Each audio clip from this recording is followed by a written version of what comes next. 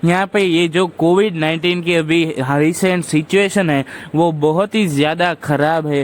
हो सके तो डबल मास्क लगा के ही घर से बाहर निकलिए और जब तक ज़रूरत ना हो तब तक घर से बाहर ना निकलिएगा और अपना जो टेस्टिंग है वो बिना कोई संकोच के करवाइएगा, क्योंकि ये आपकी ही नहीं देश के दूसरे करोड़ों लोगों की जान बचा सकता है। यहाँ पे हमारे देश में करीब 2.5 लाख से भी ज़्यादा मौतें रिपोर्ट की गई है और इसमें कई लोगों ने अपनी जान गंवाई है। तो प्लीज़ आप घर पे रहिए, स्टे होम, स्टे सेफ।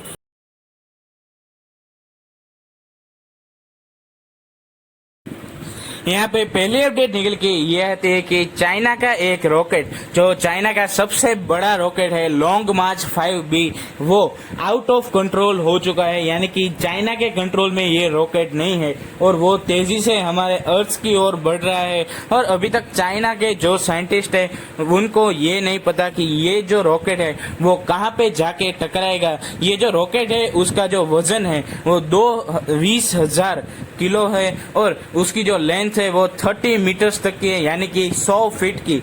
और ये हमारे अर्थ की तरफ तेजी से बढ़ रहा है। हालांकि ये जो पूरा रॉकेट है वो नहीं बढ़ रहा, उसकी जो डेब्रिस है यानी कि उसके जो टुकड़े हो गए हैं वो बढ़ रहा है। और कुछ साइंटिस्ट ने ये प्रेडिक्ट किया है कि ये जो रॉकेट है वो शायद नॉर्थ अमेरिका, साउदर्न यूरोप और चाइना में टकराएगा। और कुछ साइंटिस्ट ये कह रहे हैं कि ये जो रॉकेट है वो साउथ अमेरिका, अफ्रीका, ऑस्ट्रेलिया और न्यूजीलैंड इन जगहों पे टकरा सकता है। हालांकि ये चाइना के द्वारा पहली बार नहीं हुआ है, इससे पहले भी यही रॉकेट लॉन्ग मार्च 5B 2020 में भी आउट ऑफ कंट्रोल हो गया था और वो वेस्ट अफ्रीका के इवियोर कोस्ट है वहाँ पे जाके टकराया था। उन्होंने कई बिल्डिंग्स को जो है वो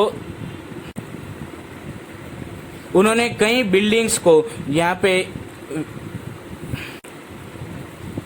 उस रॉकेट ने वहां पे कई बिल्डिंग्स को तबाह कर दिया था और उसमें कई लोगों की जानें भी गई थी। और बाद में चाइना ने उसका जो भरपाना है नुकसान हुआ था वो भी भरा था। तो अब ये देखना बाकी है कि ये जो चाइना का दूसरा रॉकेट है जो आउट ऑफ कंट्रोल हुआ है वो किस जगह पर गिरता है। और यहाँ पे कुछ ही दिनों पहले चाइना के एक ऑफिशियल जो चाइना का ट्विटर है वहाँ का उस पर पोस्ट किया गया था, जिसमें ये जो इमेज है उसमें लिखा हुआ था कि किस तरीके से इंडिया के लोग अपने लोगों को स्पेस में भेजते हैं और किस तरीके से चाइना के लोग अपने लोगों को स्पेस में भेजते हैं। ऐसा एक इमेज पोस्ट की थी जिसमें हमारे जो इंडिया में जो अंतिम संस्कार किया जाता है उसकी फोटो लगी हुई थी।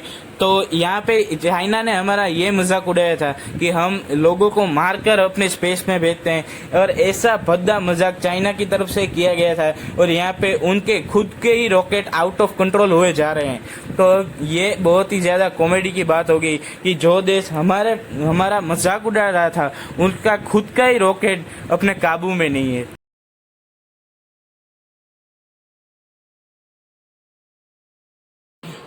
तो यहाँ पे अभी रिसेंटली एक अपडेट निकल के ये आती है कि दिल्ली में एक हॉस्पिटल में जो एक ब्लैक फंगस नाम का ये फंगस है वो ज़्यादा फैल रही है। और ये जो फंगस है वो ज़्यादातर कोविड-19 के पेशेंट में ही देखने को मिल रही है।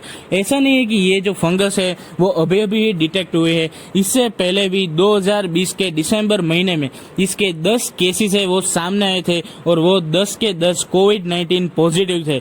और यहाँ पे डॉक्टर्स का ये मानना है कि ये जो ब्लैक फंगल इन्फेक्शन है वो सिर्फ और सिर्फ जो कोविड-19 के पेशेंट है और जिनकी इम्यूनिटी पहले से ही वीक है उनको ही हो रहा है। और ये जो फंगल इन्फेक्शन है उसके पीछे एक म्यूकोरमाइकोसिस नाम का बैक्टीरिया आता है, उसी की वजह से ये फंगल इन्फेक्शन फैल रहा है। और यहाँ पे डॉक्टर्स ने ये कहा है कि कोविड-19 की ट्रीटमेंट में जो स्टीरॉइड्स दिए जाते हैं पेशेंट को, उसी की वजह से जो पेशेंट की इम्यूनिटी है वो वीक हो जाती है और यहाँ पे इसी के चलते ये जो फंगल इन्फेक्शन है वो फैल रहा है।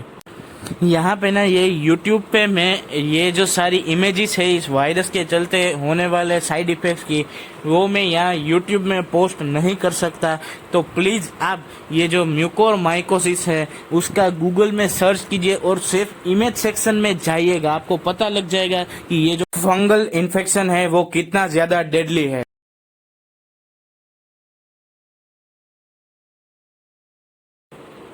तो यहाँ पे अगली अपडेट निकल के ये आती है कि वायरोलॉजिस्ट डॉक्टर रवि ने यहाँ पे कहा है कि दिसंबर या फिर अक्टूबर के बीच में ये जो कोविड-19 की थर्ड वेव है वो इंडिया में हिट कर सकती है, और ये जो कोविड-19 की थर्ड वेव होगी वो बहुत ही बड़े पैमाने पर चिल्ड्रंस को हिट कर सकती है। तो यहाँ पे यह एक बहुत ही बड़ी बात है, क्योंकि ये जो डॉक्टर है वो एक वायरोलॉजिस्ट है, यानी कि जो वायरसेस और उस पे स्टडी किया होता है उन्होंने, और उनका ये ओपिनियन है कि ये जो वेव आएगी उसमें चिल्ड्रंस को बहुत ही ज्यादा नुकसान होगा।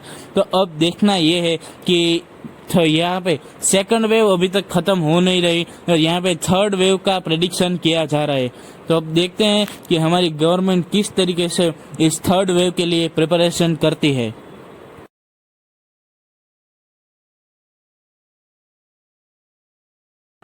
तो यहाँ पे अगली अपडेट निकल के ये आती है कि हमारी प्यारी निठल्ली निकम्मी कंगना राणावत दीदी को कोरोना पॉजिटिव हो गया है। हालांकि ये इतनी फालतू खबर है कि आपको ना बताओ तो भी चलेगा, बट उन्होंने इसके साथ ही लिखा है कि स्मॉल टाइम फ्लू। तो यहाँ पे उस कंगना दीदी को मैं बताना चाहता हूँ कि आज ही के दिन, जिस दिन मैं ये वीडियो रिकॉर्ड कर रहा हूँ, उस दिन में सिर्फ एक ही दिन में 4 लाख से भी ज्यादा केसेस कोविड-19 के पॉजिटिव हुए हैं और करीब 4187 डेथ्स हैं, वो पिछले 24 घंटे में रिकॉर्ड की गई है।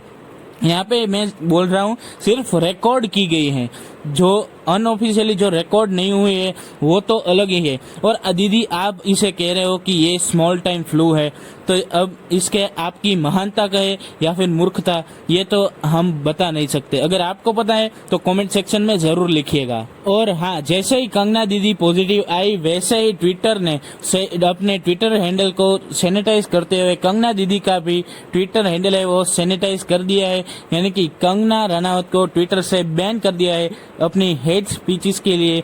तो अब दीदी का तो क्या ही कहना है, इतने मीठे मीठे बोल उनके मुंह से निकलते हैं, बाद में तो ट्विटर बैन करेगा ही ना। तो दोस्तों, अभी तक आपने सब्सक्राइब नहीं किया हो तो चैनल को सब्सक्राइब कीजिए। और बस आज के वीडियो के लिए इतना ही, मिलते हैं फिर किसी ऐसे वीडियो में, तब तक के लिए धन्यवाद।